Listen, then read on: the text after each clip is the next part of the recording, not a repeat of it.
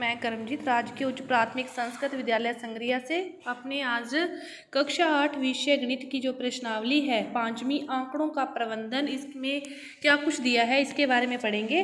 तो सबसे पहले अपने देखते हैं कि आंकड़े क्या हैं।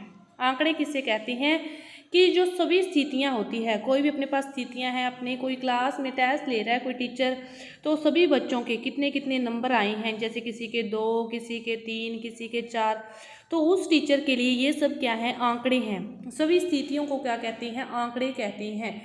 तो आंकड़ों को किस प्रकार प्रबंधित किया जा सकता है, किस प्रकार उसे निरूपित किया जा सकता है, इसे किसी एक तो है कि चित्रलेख भी आप सीधा ही सारणी बना दो और उसके द्वारा भी आप इसको निरूपित कर सकते हो कि जैसे जुलाई में उसने टेस्ट लिया तो कितने कितने नंबर आए, फिर अगस्त में कितने कितने नंबर आए, यहाँ लिख दो। ये तो क्या हो गए, एक प्रकार का चित्रालेख हो गया।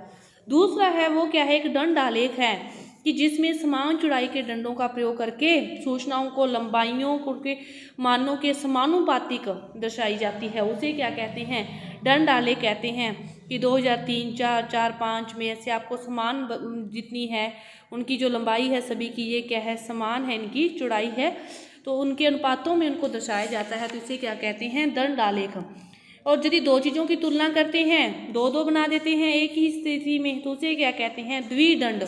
उसे क्या कहते हैं, द्विदंड आलेख कहते हैं। इसके बाद है आंकड़ों का संगठन किसे करते हैं, कि हमें जो भी आंकड़े मिलते हैं उन्हें वो आंकड़े असंगठित होते हैं, तो उनके आंकड़ों को संगठित करने की कैसे संगठित किया जा सकता है, इकट्ठा कैसे किया जा सकता है, एक सारणी में बना सकते हैं उनको कि आपको जैसे विषय मिल गए, यहाँ पे गणित के हैं कितने हैं, 5 बार हैं, तो इनको फिर बारंबारता चिन्ह के रूप में 6 बार हैं तो 6 बार उनको एक सारणी में निरूपित कर दिया जाता है, उनके क्या कर दिया जाता है, संगठित कर दिया जाता है। आंकड़ों के प्रकार होते हैं, 2 प्रकार के होते हैं, एक होते हैं प्राथमिक आंकड़े, दूसरे होते हैं द्वितीयक आंकड़े। प्राथमिक आंकड़े तो जो हमें खुद जैसे टीचर ने कक्षा में टेस्ट लिया तो उसको जो खुद आंकड़े प्राप्त हुए आपकी क्लास के, वो तो उसके लिए क्या हो गए, प्राथमिक आंकड़े हो गए, और वह यही आंकड़े दूसरे टीचर को बताए कि इस कक्षा में इस बच्चे कितने नंबर आए, तो दूसरे बच्चे के लिए वो क्या हो गए, दूसरे टीचर के लिए वो क्या हो गए, द्वितीयक आंकड़े होंगे, लेकिन उस खुद के लिए वो कौन से आंकड़े होंगे, प्राथमिक आंकड़े होंगे। जो खुद प्राप्त करे वो क्या होते हैं, प्राथमिक आंकड़े होते हैं।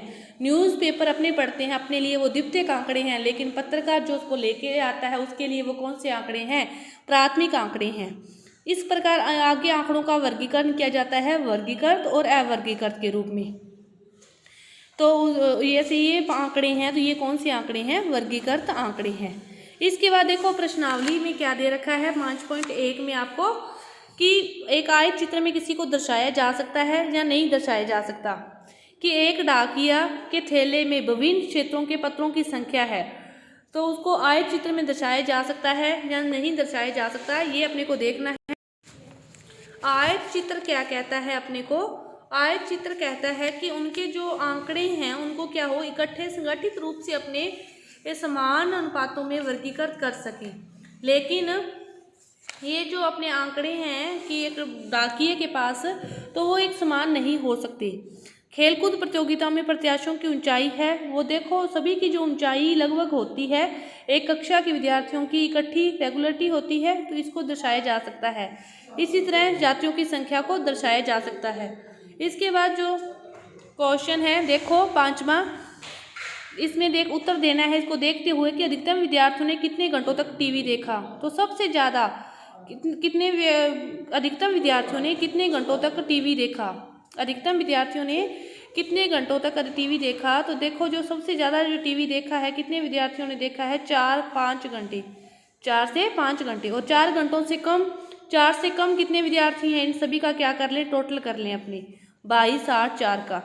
और 5 से अधिक कितने हैं, 8 और 6 14, 5 से अधिक कितने हैं, 8 और 6 14 है। इसके बाद पाई चार्ट किसे कहते हैं, कि पाई चार्ट एक वर्ग के रूप में किसी भी चीज़ को वर्गीकृत करना, उसे क्या कहते हैं, पाई चार्ट कहते हैं। उनके आंकड़ों को कोणों के रूप में या फिर कार्यों के रूप में वर्गीकृत करना, संपूर्ण भागों में दर्शाते हुए त्रिज्यीय खंडों में, तो उन्हें क्या कहते हैं, पाई चार्ट कहते हैं। अब देखो 5.2 का ये क्वेश्चन दे रखा है, इस पाई चार्ट में आपको सब कुछ दे रखा है, इसको देखते हुए उत्तर देने हैं कि यदि 20 व्यक्ति शास्त्रीय संगीत पसंद करते हैं तो कुल कितने युवाओं ने सर्वे किया। जो उसका 10% है किसी भी चीज़ का, अपने को नहीं पता, x है, जो x का 10% है वो किसके बराबर कह रहा है, वो 20 के बराबर है। तो अपने को x का मान निकालना है, x का मान निकालना है तो 20 गुना, इसको यदि 10/100 लिखेंगे, जो दूसरी साइड जाएगा तो 20 गुना 100/10, 0 से 0 कट गई, 2 से इसको गुना करोगे तो आपके पास टोटल व्यक्ति कितने आ गए, 2000। टोटल व्यक्ति कितने आ गए, 2000। दूसरा है कि किस प्रकार का संगीत सबसे अधिक व्यक्तियों द्वारा पसंद किया गया। सबसे अधिक कौन सा है, मनोरंजक। कौन सा है, मनोरंजक। तो इस प्रकार इनको देखते हुए आपको क्वेश्चन के उत्तर देने हैं। अब ये देखो 360 व्यक्तियों के समूह में आपको सर्दी ऋतु दे बता रखा है और किस ऋतु को सबसे अधिक मत मिले। अब देखो सबसे अधिक मत किस में मिले हैं, शीत ऋतु में सबसे ज़्यादा है। और प्रत्येक तृतीय खंड का केंद्रीय कोण ज्ञात करो। केंद्रीय कोण ज्ञात करने के बारे में आपको अगले में बताया जा चुका है कि टोटल करोगे, इनका टोटल करोगे तो कितना आ गया, 110, कितना आ गया टोटल, 260। टोटल आपके पास आ गया 260। तो किसका निकालना है आपको, 90 का निकालना है तो 90/260, और कोण निकालना है तो गुना में 360, 0 से 0 कट जाएगी, 2 से भाग दे के गुना करके आप निकाल सकते हो। तो ठीक है, इस प्रकार आपको इसका ज्ञात करना है। इसके बारे में आपको अगली वीडियो में भी बताया जाएगा कि इनका जो कोण है वो कैसे ज्ञात करते हैं। इसमें तो आपको इन चार्टों के इस प्रकार इस वीडियो में आपको आंकड़ों के और आलेखों के प्रकारों के बारे में, कि आयत चित्र कौन से होते हैं, दंड आलेख, द्विदंड आलेख और पाई चार्ट, और बाकी की जो है इसका जो भाग है वो अपने अगली वीडियो में करेंगे। धन्यवाद।